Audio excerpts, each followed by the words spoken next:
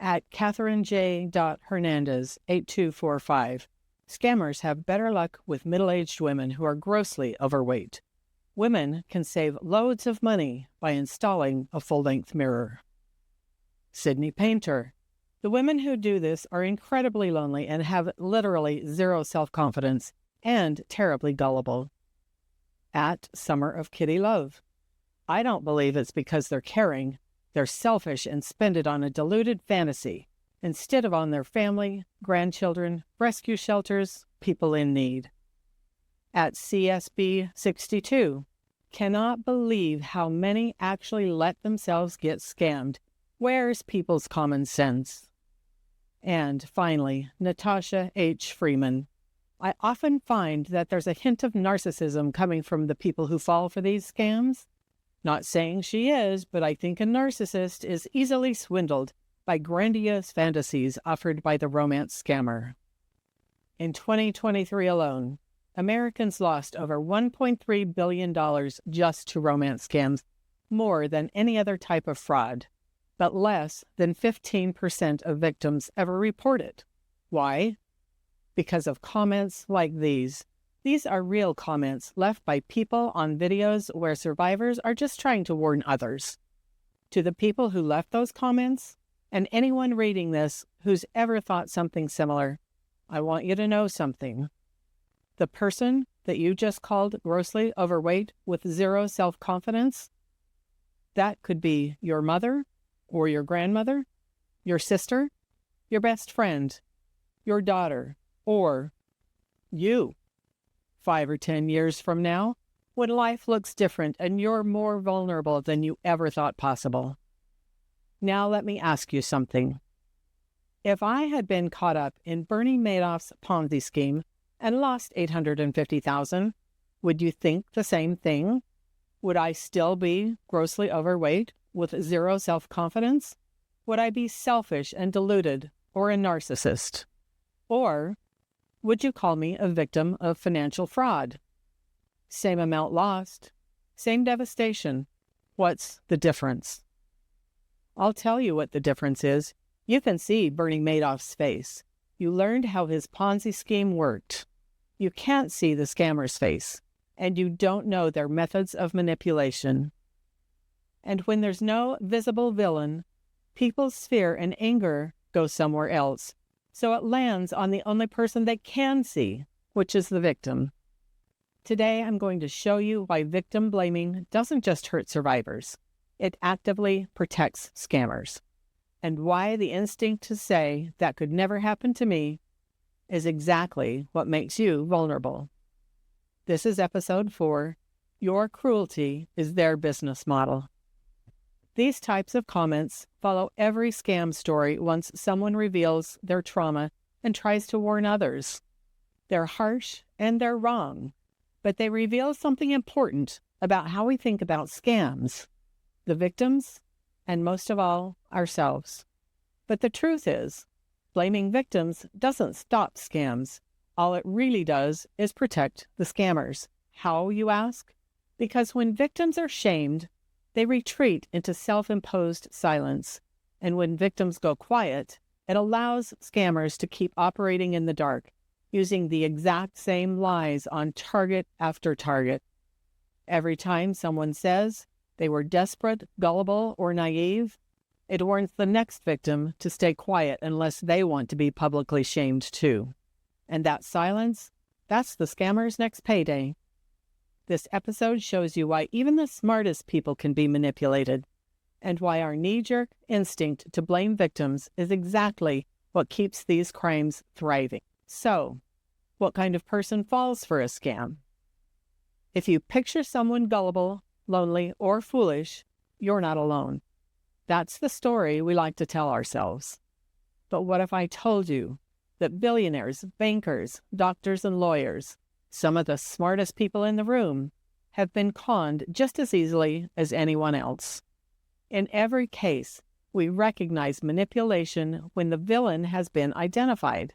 But when the scammer is invisible, when it's a fake profile or an AI face on the phone, why do we aim our outrage at the only target we can see, which is the victim? This episode is about why we blame the victim when we can't see the villain, and why that's not only wrong, it's dangerous. In 1960, he founded the Bernard L. Madoff Investment Securities, a former three-time NASDAQ chairman, a pioneer in electronic trading, a trusted advisor to regulators and philanthropies, and behind that spotless reputation, the largest Ponzi scheme in history. Over decades, he stole an estimated $68 billion, not from naive amateurs, but from banks, charities, universities, and even seasoned financial professionals. He stole from Elie Wiesel, Holocaust survivor and Nobel Prize winner, who lost his entire foundation.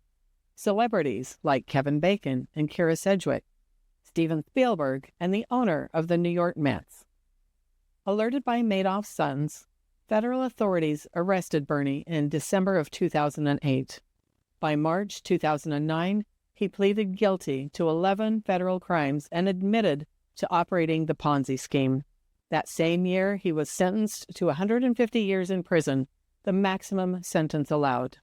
The Madoff Victim Fund has paid out over $4.3 billion. He died in prison in 2021. So what does the Bernie Madoff story teach us? Financial sophistication does not protect you from manipulation. His victims weren't amateurs. These were people with wealth managers, accountants, legal teams, every resource you'd think would keep you safe.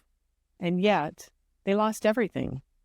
If billionaires with financial advisors can be conned, why do we assume a romance scam victim should have known better?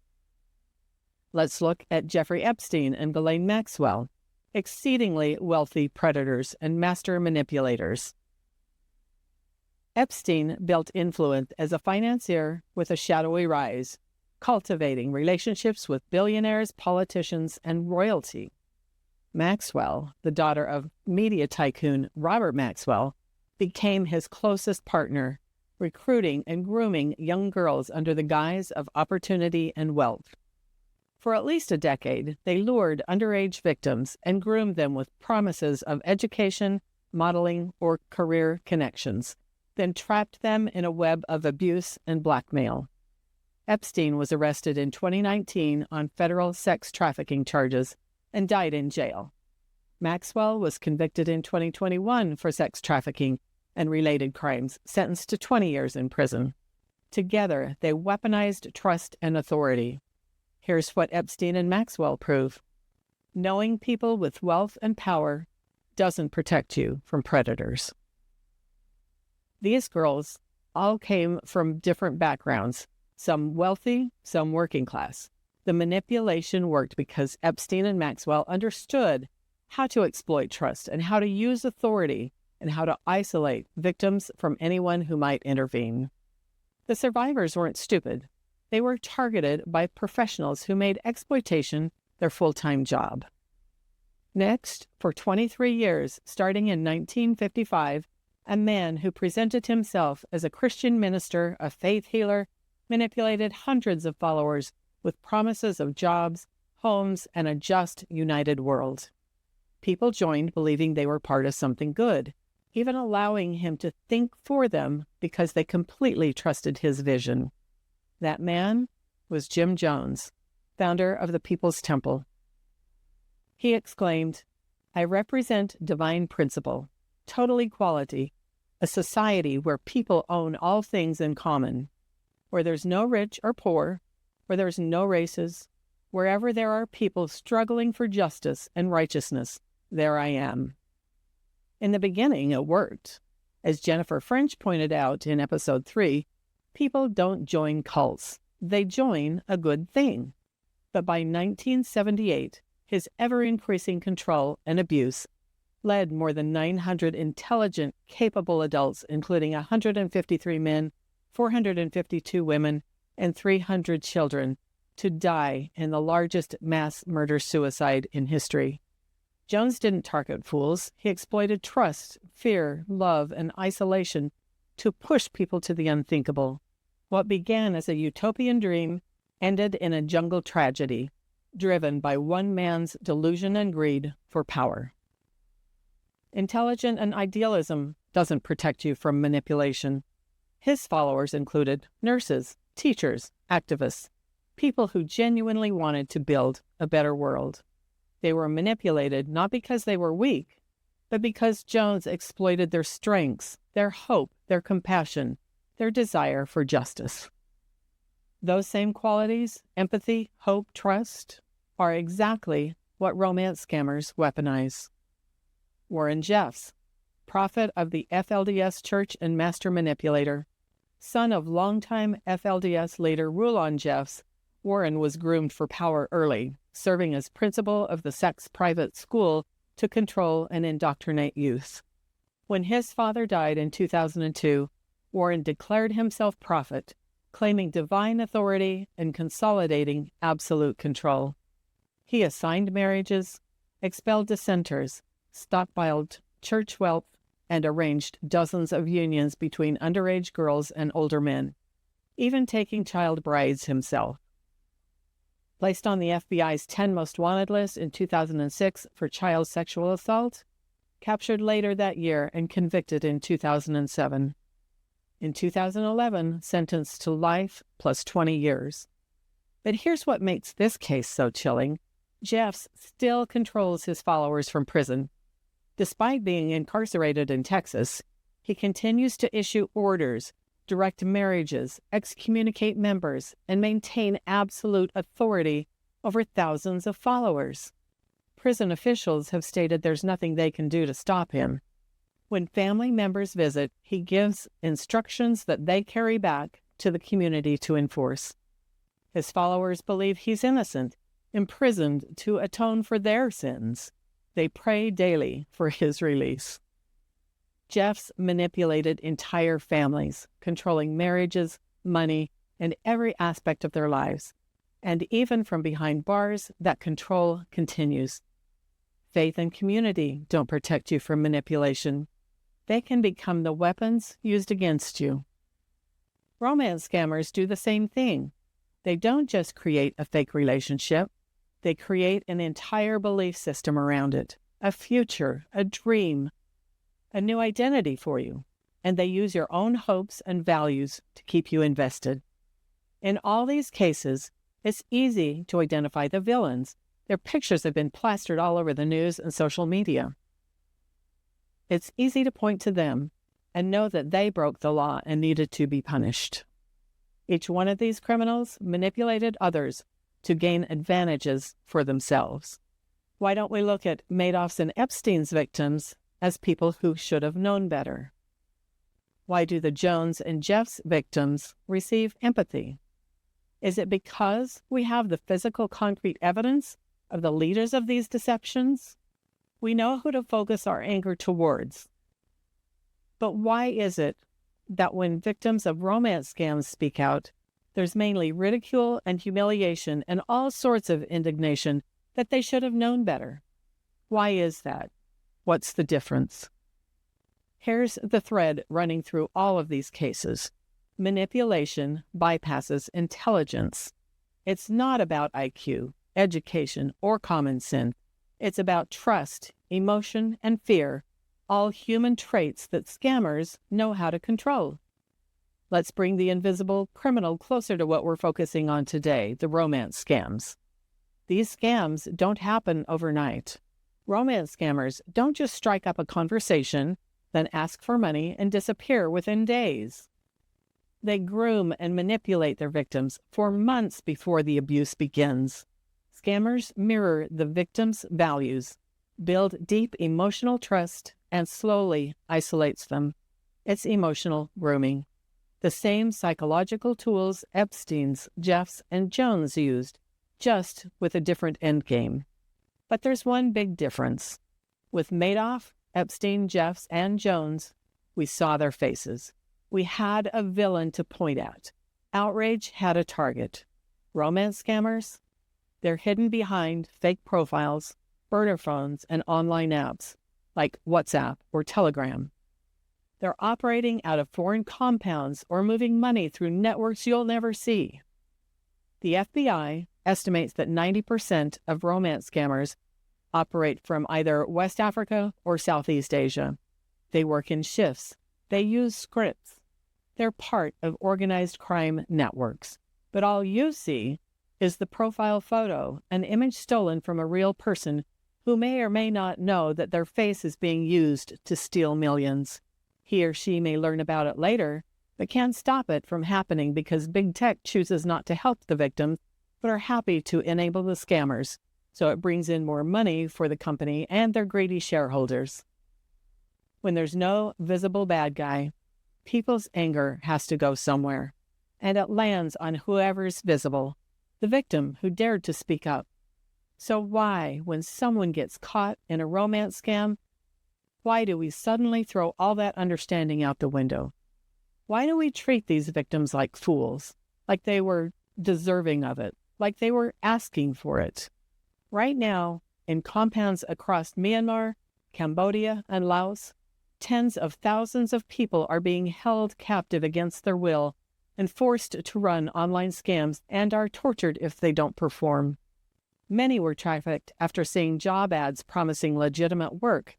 When the media shows us those images, nobody blames these workers. We blame the people at the top, the ones running the operation. We instantly recognize the workers are being abused.